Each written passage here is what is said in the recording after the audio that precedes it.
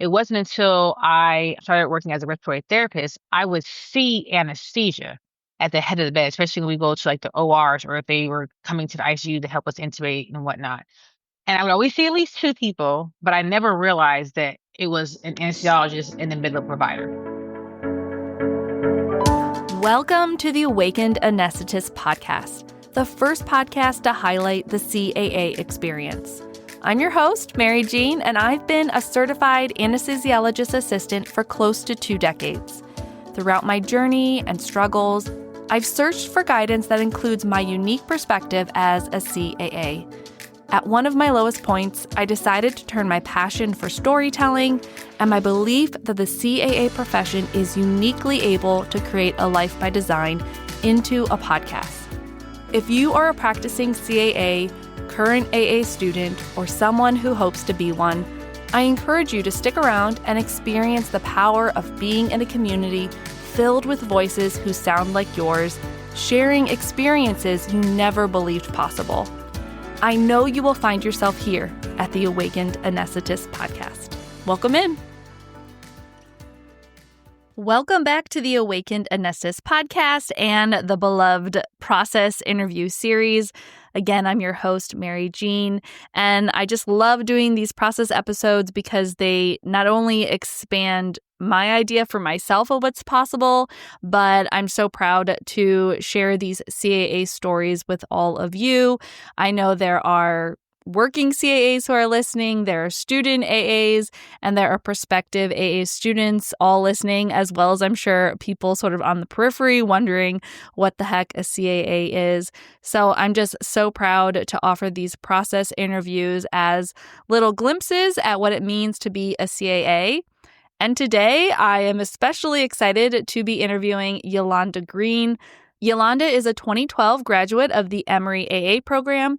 She became a CAA after getting her undergraduate degree in respiratory therapy and working as a respiratory therapist for 5 years. During the time she was working as an RT, she completed all her necessary prereqs for AA school and took the GRE, and then, of course, got into Emory. And after she graduated in 2012, she began working as a CAA at a large academic hospital in Atlanta. That's Emory University Hospital. She currently is still employed by that same hospital, but splits her full-time work between her clinical responsibilities and being the director of clinical rotations for the Emory AA program. Yulanda has a truly inspiring story, as you will soon hear. And what's unique to Yulanda is that she consistently followed those little whispers that her life was offering her, and she's gone on to continue her education after her AA degree and recently graduated with her doctorate of health sciences and is the current 2025 president of the Georgia AAA. That's the Georgia State Component Society under the Quad A. And if that's not impressive enough, Yulanda was one of the most down-to-earth and approachable interviewees that I've had on the pod. She was so generous with her story, sharing all the ups and downs and even part of the financial journey and burden of going to AA school and then following it up with a doctorate degree. Yulanda's process is a story about mentorship, and I call those people expanders, people who help you see to believe what's possible for yourself because you're seeing someone who's just close enough to you that you relate to them and think, if they can do it, I can do it. And that's really been a theme in Yulanda's journey. And I know that Yulanda is going to offer that same expansion to any CAAs who are out there and wanting to feel more satisfied and fulfilled in their profession. They are wanting to stay open to growth and learning. Maybe you're considering looking at an advanced degree after finishing AA school, or you're juggling full-time work and parenthood. Yulanda's process is truly a game changer. I can't wait for you all to get to know Yulanda. So without further ado, welcome Yulanda to the Awakened Anesthetist. All right, let's do the rapid fire. My most favorite part. Okay, let me see what I want to know about you, Yulanda. What did you want to be when you were a kid? Well, I wanted to do African American history. I was going to be like a professor in a university. So like in seventh grade, I don't remember what we were doing. I don't know if it was like African American History Month or whatever, but I remember we had to like memorize this poem by Langston Hughes called Mother to the Sun. And like learning that poem and like having to memorize it. And we learned some other poems by other African Americans. It just kind of intrigued me to learn more about that. So I kind of went down that path. And I thought it would be kind of cool to like teach other people the things that I learned. So then when I started working at a hospital and was exposed to like the healthcare side and seeing what they were doing, I was like, "Ooh, well, I want to do that as well." So in my mind, I was going to like major in nursing and then do a minor in African American history. Well, you're not too far off. You're still teaching, Yeah. which we'll get into. What is the best show you've watched lately? Let me think. We tend to binge watch a lot of things. I think I would say Night Agent 2.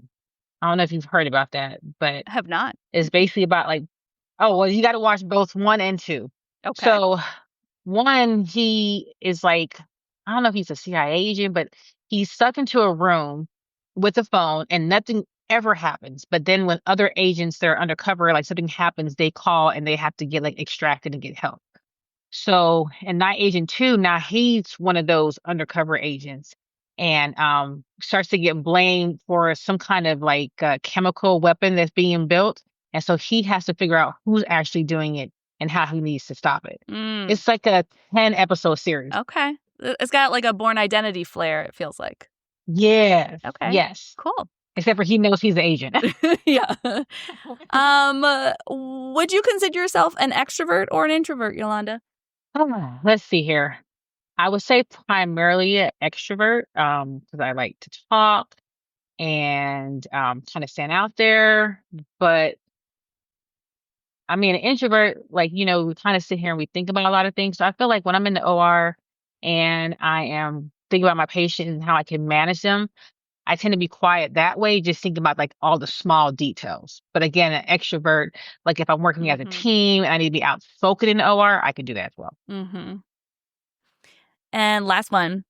What would you do differently if money was no object, time was no object? What would you do? How would you spend your time? I think I would travel a lot. Um, my dad was in the military, and so we traveled all the time. We moved around like probably every 2 to 3 years. And now that I'm like on my own, I don't travel that much, which I kind of miss. So I think I would just do that, especially like because when I was younger, I didn't have to pay for anything, obviously, but now I have to pay for everything. So Yeah. if money was no object and I could do whatever, I would just pay for whatever trips and we would just pack up and just travel. Yeah. Cool.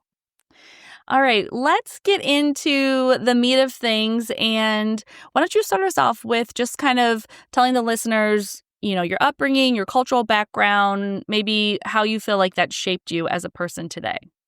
Well, my parents are from the Caribbean. My father is from Trinidad and my mom's from Jamaica. And I guess like if you really think about it, I guess I'm the first generation Caribbean American.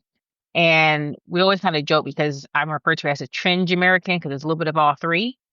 I'm the only child, but I do have a huge family.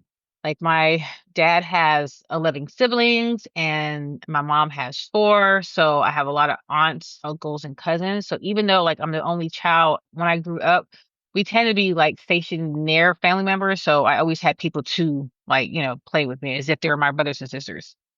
Um, like I said, my dad was in the US Army for over 20 years. And my upbringing would be considered like an army rat. Again, we moved a lot. We traveled a lot every 2 to 3 years. So my life consisted of meeting a lot of new different people, being exposed to different cultures. And at an early age, I had to learn how to meet new people and be kind of self-sufficient, right? I guess that would help if you're an extrovert because like when you go to a new school, you have to kind of be willing to just be like, hey, my name is such and such. Sometimes people will come and talk to like the new kid, but I was a new kid all the time. So I kind of forced myself to like be out there. Mm-hmm. Um, and my parents taught me like, be very independent and kind of, just be open, make new friends, and just to be a hard worker. So I feel like it shaped me into like being a go-getter. Like if I want something, I know I have to work hard for it, right? It's not just Mhm. going to come to me passively. Mhm. So I feel like that just kind of helped me reach like and achieve all the goals that I could even think of. Mhm. The makings of a CAA. I Yes. hear some Yes. some threads of familiarity here. Why don't you share your first exposure? So it sounds like you weren't thinking CAA, and you kind of came from this education path and then found out about medicine. So maybe take us to when you first heard or learned about the CAA profession, and like what about it caught your eye? I mean, I think for most of us, when we think of like healthcare, it's either a doctor or a nurse. So when I was first exposed to the hospital setting when I was in high school, I did see other professionals, I mean, like other fields and stuff like that, but not anesthesia related. It wasn't until I started working as a respiratory therapist, I would see anesthesia at the head of the bed, especially when we go to like the ORs or if they were coming to the ICU to help us intubate and whatnot. And I would always see at least 2 people, but I never realized that it was an anesthesiologist and a medical provider.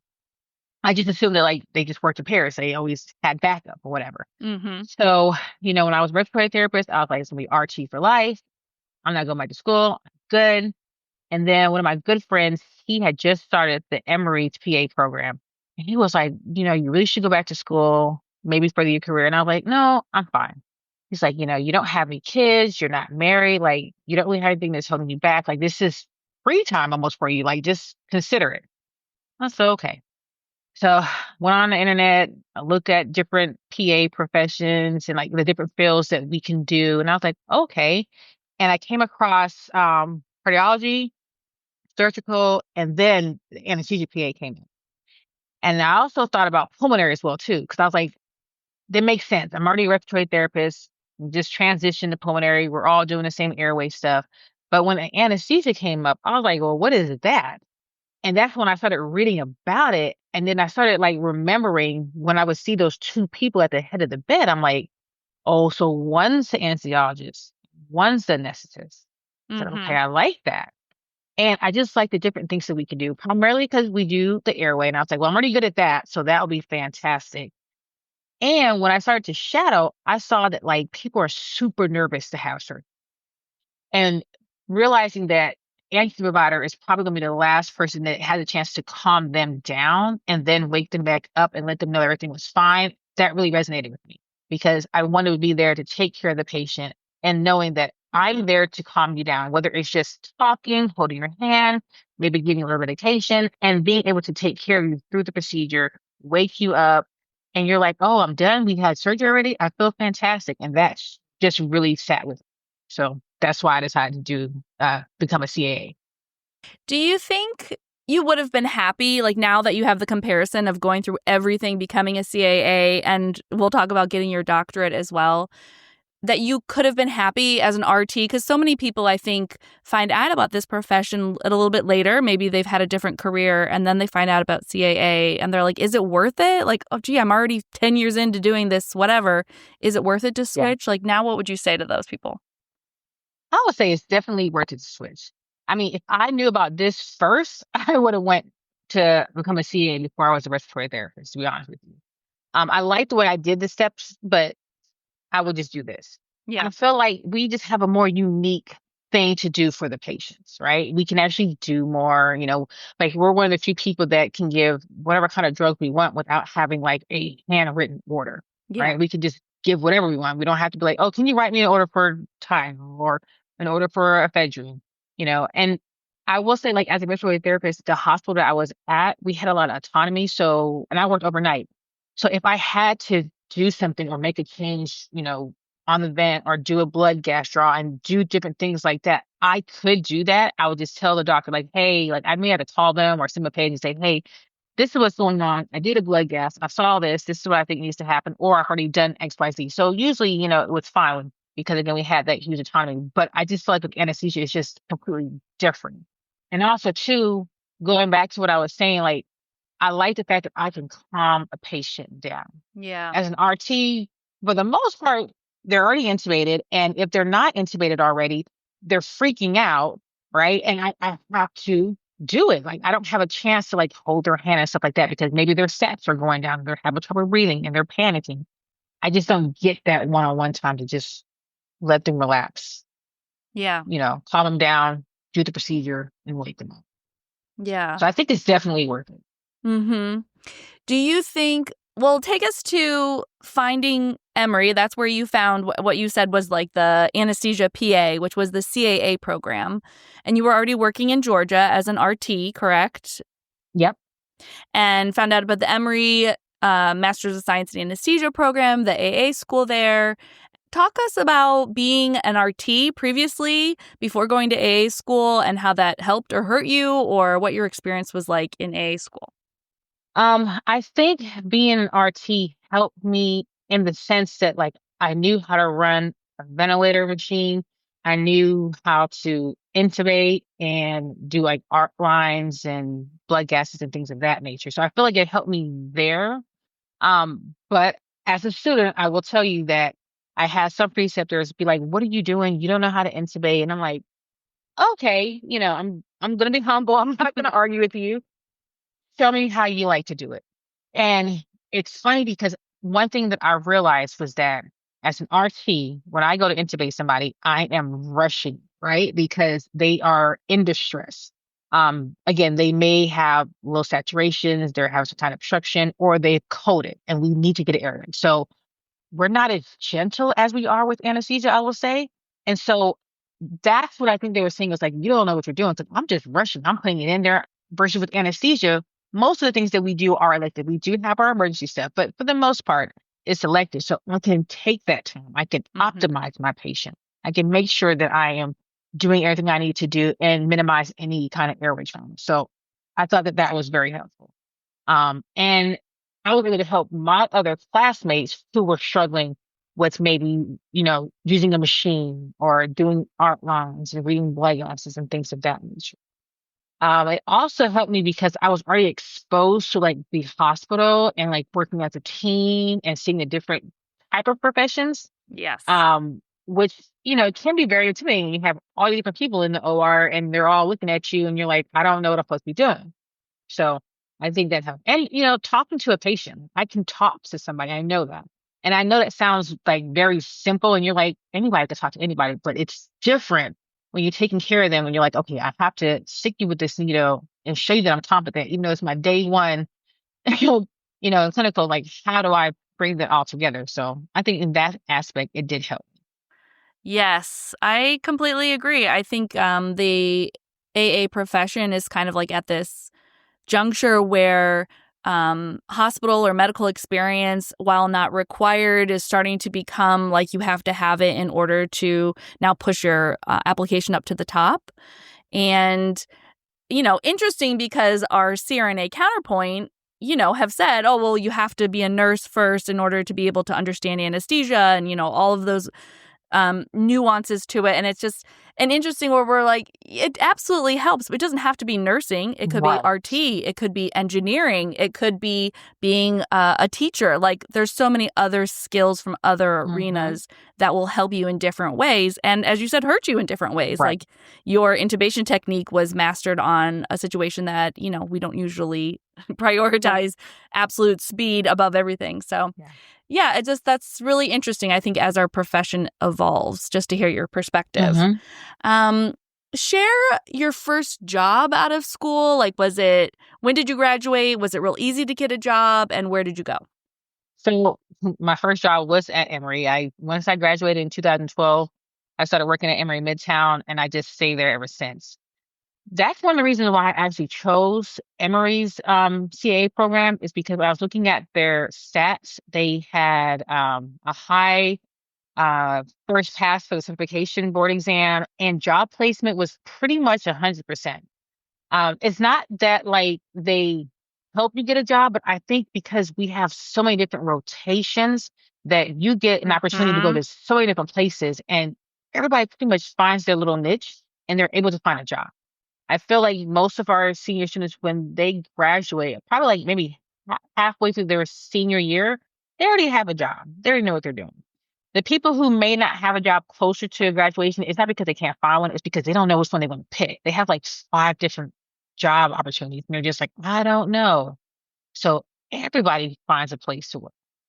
So that's why, like I said, I went to Emory and then I just stayed at Midtown. It's funny because as I went to different places, I didn't really see myself staying in Georgia. At the time, the market was kind of saturated down here. So I was like, again, coming from a military background, I have no problem picking up and going somewhere else. So I did do a lot of traveling. And then my husband, who was my boyfriend at the time, I was like, well, you come with me to these different places that I can kind of see myself, moving to and see what you think. And he didn't want to leave Atlanta. So I was like, okay. you know, Meaning on your rotations, like on your clinical year, you went to a lot of different places to check them yeah, out? yeah. Okay, So gotcha. yeah, at was Emory, we want you to do at least two rotations that's away from the Atlanta area so that you can see one, how anesthesia is done in different places, and two, just see what else is out there, Yeah, totally. you know? So I think I went to four different places and I was like, oh, well, we'll just see how everything is. And I mean, all rotations were really, really good. And I loved Midtown. I was there actually my first year. And it was like, you should come and work with me. I'm like, all right, well, sign me a contract and here we go, But And something about the CAA profession that if you're new to the profession or considering the profession, you might not realize is that a lot of the education, like the hands-on, is learned in the operating room directly from practicing CAAs. And because Emory, the hospital Emory has Emory, the school attached to it and affiliated, I'm assuming you were teaching a lot right away. Tell us about that experience. Did you love it? Did you hate it? What was being an early grad teaching like for you? so I did love it a lot. And I was very surprised that I liked it so much.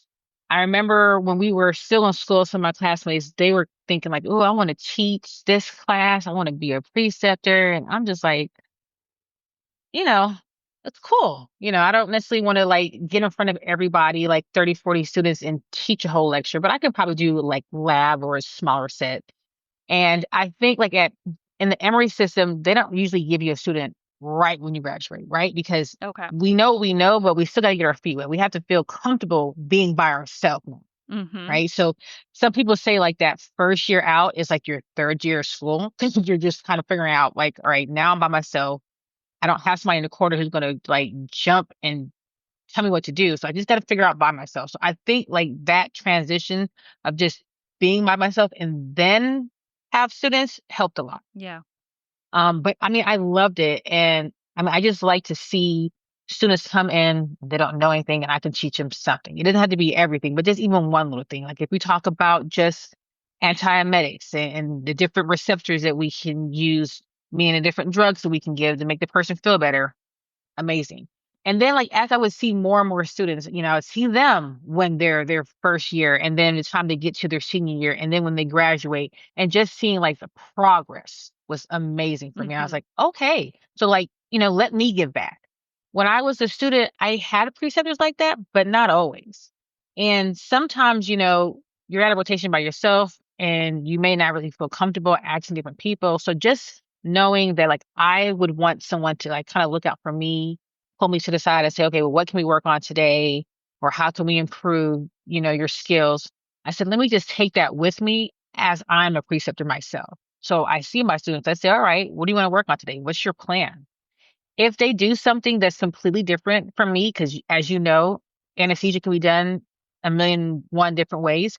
I always ask them like, okay, well, tell me your thought process. Like, does it make sense to me? Mm-hmm. And for the most part, like their thought process, it makes sense. It's right. It's just something different from what I do. So I'll just say, okay, I like that idea, but this is how I do it. Let's try my way. And in that way, you can kind of see which way works best for you. Or this is another tool to go into your box in case your way doesn't work. Now you can pull out my way. Yes.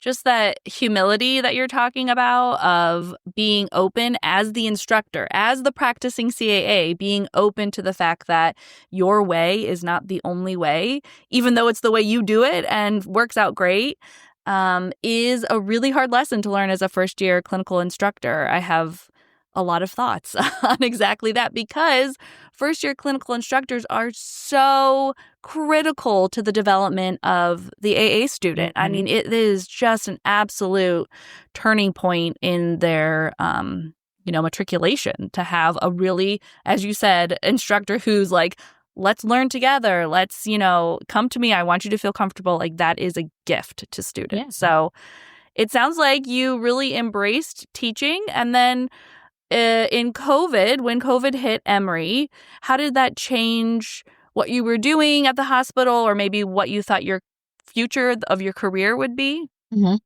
So in 2020, when COVID started, that August, that's when I actually started working at Emory's Master's of Medical Science program in anesthesiology.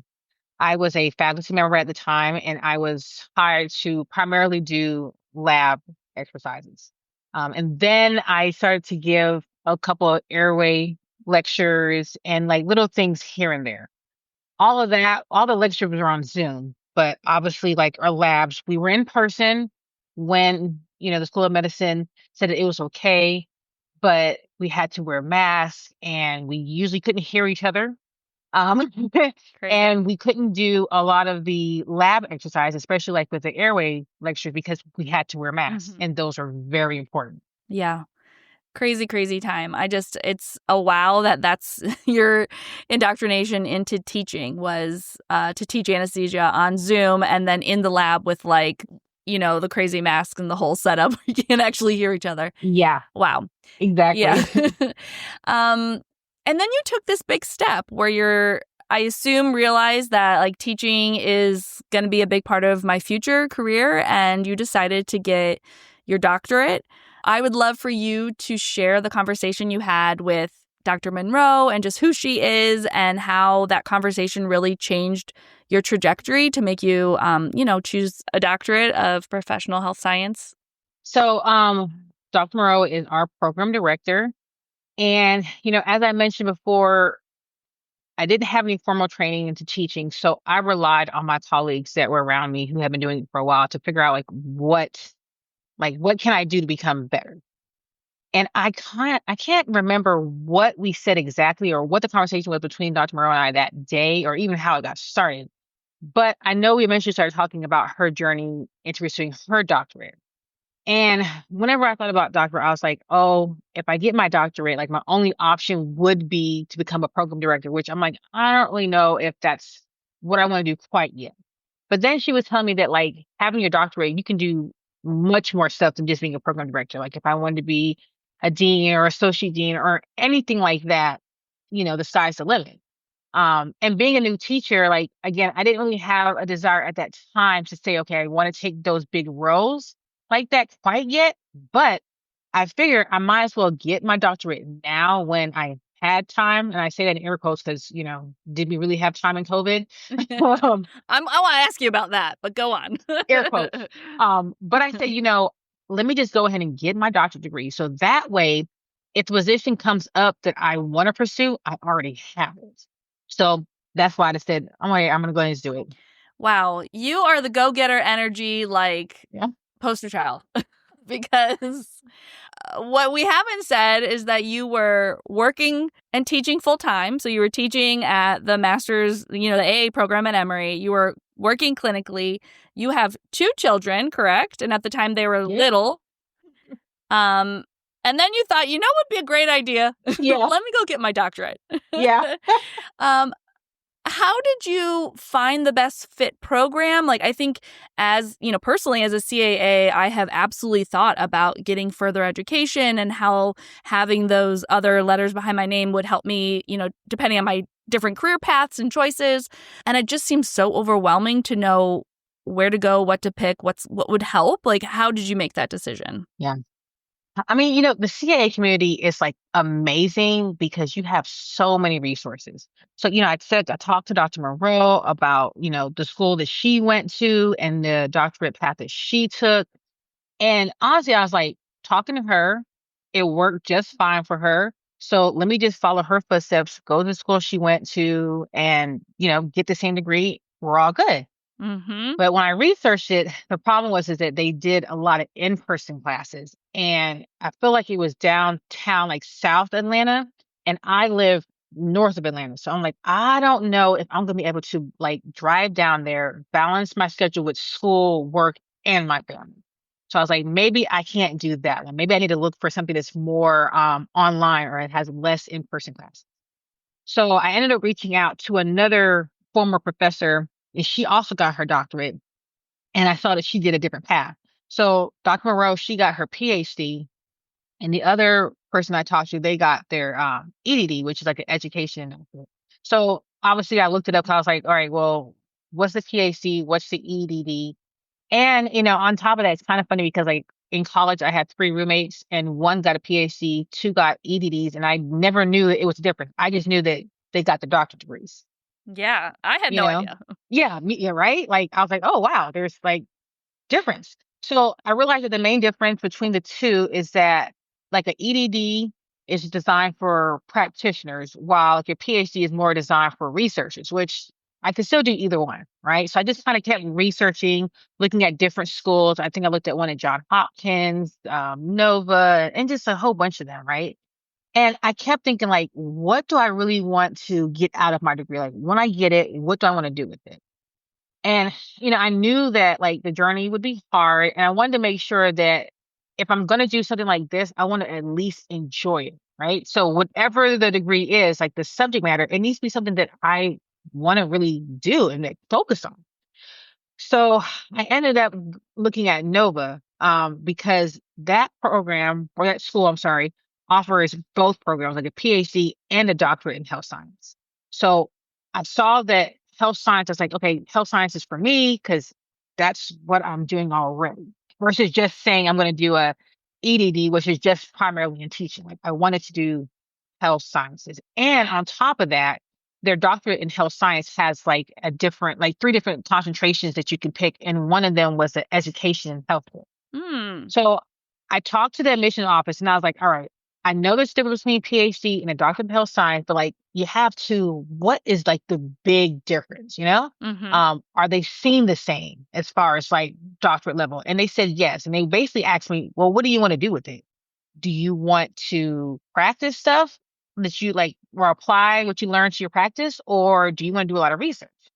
I'm like, well, I don't really want to do a lot of research. I really want to learn what I'm being taught and then apply it to what I'm actually physically doing because I'm still a practicing CAA. So that's why I ended up picking the doctorate of health science at Nova. And then once I started different concentrations, I picked the education in healthcare because I was like, all right, everything like the stars aligned at the time. So I found a degree that I could apply to my practice that had an concentration in what I was doing already as a teacher. And then on top of that, most of the stuff was online. So I was like, okay, that's fantastic. They actually only required two classes to be in person. But because of COVID, they decided to keep those classes online as well. We just had to like do more Zoom sessions. So I was like, win-win, everything is fantastic. Wow. Right? Meant to be. Do you mind sharing? Because I feel like we just all started talking about money as CAAs. Like we finally started like talking about salaries and stuff. Was it more expensive to get your doctorate than it was to go to CAA school? Or, what was the financial investment like? Ironically, it wasn't more to get my doctorate than to actually go to CAA school. Forgot how much it was. It might have been like 50 grand or something like that to get the doctorate. But as far as finance, Really? yeah, yeah. So another thing, right? It wasn't like crazy expensive because Emory does not reimburse for a doctorate outside of a doctorate in nursing. So I had to pay for all this stuff out of pocket, Wow. right? Yeah, exactly. So again, working family and the little kids, because they're expensive. That's a lot. So I ended up just like looking at different credit cards, like through Chase. Um, and I think I did one through Navy Fed, but I looked for ones that it had like a interest like free for 15 or 18 months. I would just charge each semester on there and then go back and pay for it later. Wow. So I looked out that way. Gosh, Yeah. you are so resourceful. I'm just so inspired. You got to do what you got to do. Can you give us just like a day in your life? Like, what did it look like to be you circa 2022, working, going to school, taking care? Like, what can you Yeah. remember that? Yeah. Yep. So I remember before I started, I was like, this is fantastic. This is a good idea. And then when I started, I was like, what am I doing? This is stressful because, depending on if I was at Emory's program or I was at the hospital, like I'm up in the morning and I'm doing that work, right? Yeah. Teaching or taking care of patients. Then I got to come home and depending on what time I get off, I try to have like dinner with my kids, but sometimes like they may have already had dinner, so they're in the bed. So I kind of relax with them, spend time there, try to get them off to sleep. And then afterwards, like 10, 11 o'clock at night, now I'm studying and doing all of my schoolwork. And I think that worked for like the most part because my mom was very helpful. Like she would always make sure that she's there to get them from school when they went back to school. And then when my husband got off of work, they would kind of switch off and he would take care of them, making sure they, if they hadn't had dinner already, he would feed them. He would make sure they went to bed and got their stuff ready for school the next day. But I mean, I tried to like do some things, but if I had an exam or I had to study for something, then I'd say, okay, I can't like play with y'all right now. Let me just study. Mm-hmm. But I spent a lot of nights, like, doing all my work. Yeah, I can only imagine. I mean, all you had was Yeah. nights. There wasn't any other Yeah, time. exactly. Goodness. And Mhm. so just it sounds like a family mutual decision of like, mom's going to do this. It's going to be hard for a couple years and we're going to get through it. Yep. Mhm. Wow. Okay. Well, after all that, and you have this fabulous education that really very few CAA professors have. Very few of us have an additional degree, and especially professors, a lot of it is on the job training. Like, as you said, a lot of them aren't getting doctorates or masters of education. So how did this change the way you teach, or what did you incorporate that you didn't have, like the tools that you didn't have prior to teaching at the Emory AA program? I feel like it really gave me the tools to teach, right? Many of my classes, we had projects that focus on creating something that needed to be taught to students. And because, it's health science and we're teaching healthcare professions, like it was always geared around there. So we talked about different techniques that could be used to teach a concept. We learned how to like build a program and talked about how budgeting would affect it and what kind of classes do we want to teach? What kind of credits would be involved? Who did you need as far as faculty, stakeholders, all those things like that. I feel like the biggest thing that I took from most of these classes is that, you're teaching students and they don't grasp the concept. Like everybody doesn't learn the same way.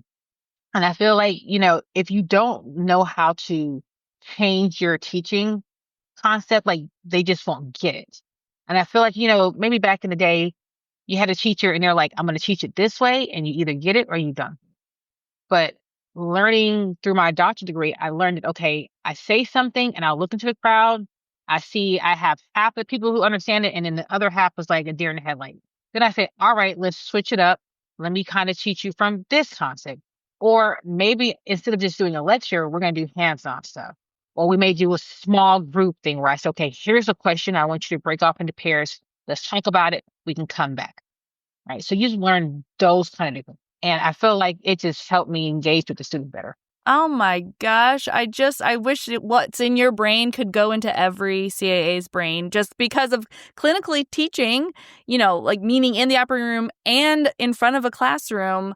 There's a lot of skills that would help us Hmm. be better teachers. And I don't think that's shameful to say. I think a lot of medical education is built on the backs of lay people teaching students. And my wheels are spinning. Like, how can we take that knowledge that you have and other people? I mean, you're not the only CAA, of course. I don't mean to say that no one else has done Right. this extra education, but and get it into the hands of first-year clinical instructors, really. Interesting, Yulanda. Okay, my wheels are turning. I'm thinking. It's it's a good thought process, right? Because one thing we learned about was cognitive overload. And we were always constantly talking about like, don't give too much information at once or don't put too much stuff on the side.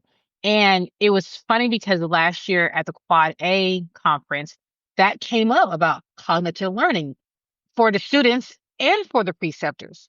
So I was like, okay, so everybody now is thinking about this stuff. And that's something that I didn't think about when I became a teacher. I was like, oh my gosh, how many times did I kind of overload them with too much information and they just kind of got Yeah. that little glass over their eyes and was just like, I'm glazed out. I don't know anymore. I'm Yeah, overloaded. totally.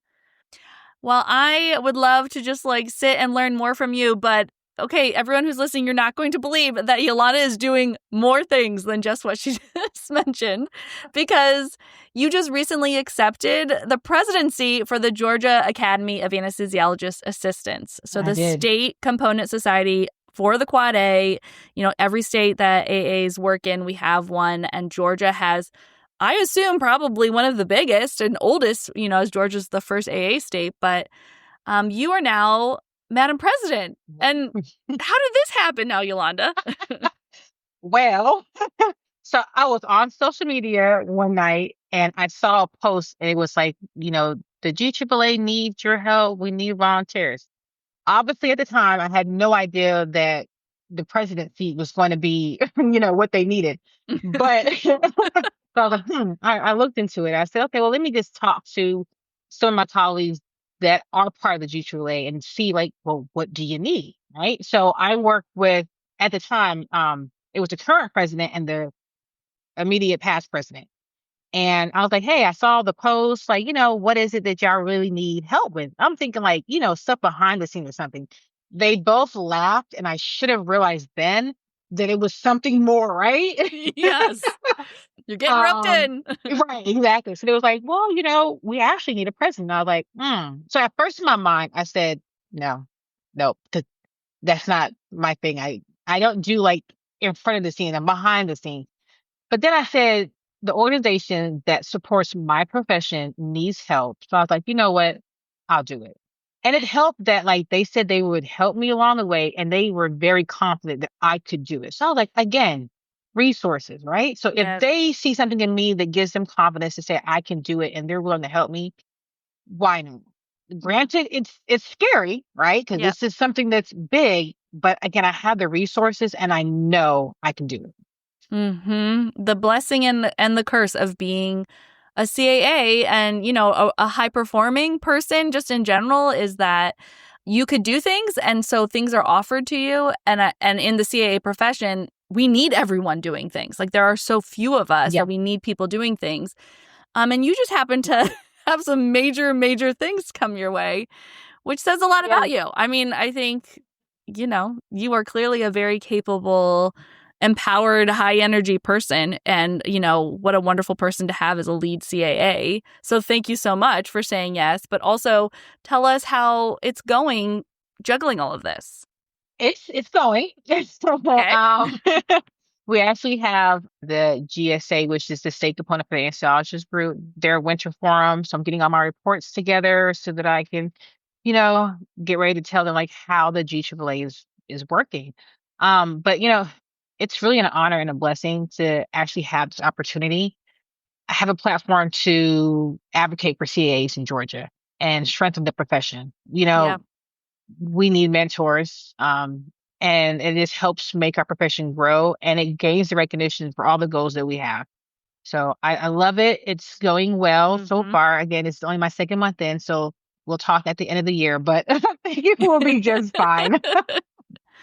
Yeah, yeah, you have so many people there, it sounds like, willing to support. And I presume the Georgia AAA is a very well organized oiling machine since it's been around for a while. But it's not nothing. It is certainly a huge commitment to your profession to be that president's seat. So thank you very much. And yeah, I will check in December and see. Yes. With everything you're doing, one of the questions I'd love to ask is whether you agree with this sentiment that I believe, which is that the CAA profession is uniquely able to help someone live their life by design, and what you think about that. I would agree with you on that. So like the CA profession, it offers me and everybody like a unique balance of flexibility, financial security, and professional fulfillment. It allows me and others to tailor our own personal and professional lives with like whatever goals we want.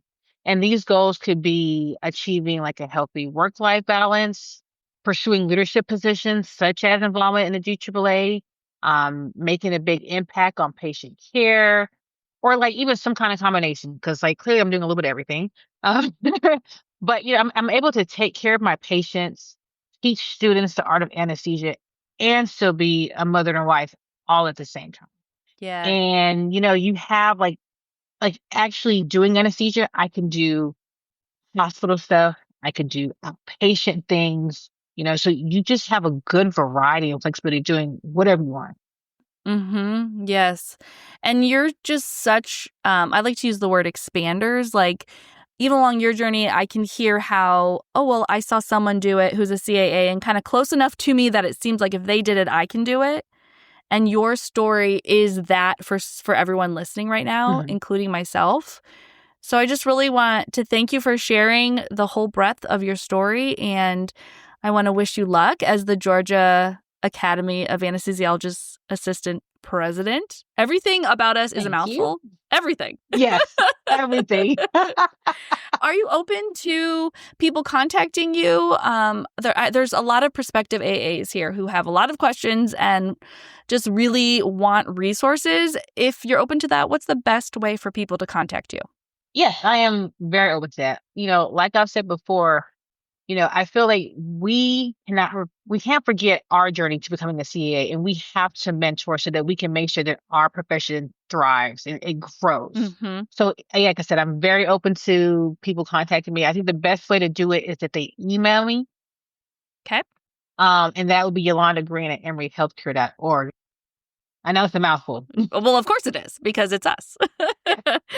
I'll put that all in the show notes too, just so people can have an easy way to contact you. Yeah, I'm so appreciative of you coming on here and sharing your story. I know your time is precious and valuable. Yeah, so I really thank you, and I wish you all the luck this year. Thank you. And I'm so grateful for you allowing me to be a part of your podcast. This was really good. It was fun. Awesome. I had fun. It was Me good. too. Awesome. All right. Thanks, Yolanda. Thank you. I hope you loved that episode as much as I did. If you were as inspired by Yolanda as I was, the best thing you can do is to directly share this episode with a friend, a CAA colleague, a prospective AA student in your life. Tell them why this process interview meant so much to you and why you think they would love it. That's really the best way to spread Yolanda's process story and the mission of this podcast, which is to expand what's possible for all CAAs listening and anyone who wants to become one. I have loved doing this podcast, this season 4 run with all of you. We are nearing the end of season 4. The season 4 finale will take place live at the 2025 annual Quad A conference in Charlotte, North Carolina. If you're planning on attending that conference, I would love to see you on Thursday, March 27th at 1 p.m. You can check the app or the online brochure to see exactly the date, time, and room, because we know how these things change. I am currently laying plans for season 5, seeing where my life takes me. You all probably have heard me talk about CAA Matters, the wellness curriculum I designed for first-year students, and that will be starting during the 2025 academic calendar. So I have a few things up in the air. I will not be stepping away from this podcast totally. I will be back for season 5. I just don't know exactly what season 5 will look like. So if you want to stay the most up to date, you can follow me on Instagram at Awakened Anesthetist or join my newsletter. I will be communicating with you all there first, and we'll let you know when I know. But before the end of season 4, we do have a couple more episodes to get excited about. So again, I hope you enjoyed listening to Yolanda's process. And now go out and share this episode. Let's talk soon, y'all. Okay. Yay. Yay, great job. That was so Awesome. fun. Okay, I'm going to press stop record. It just takes us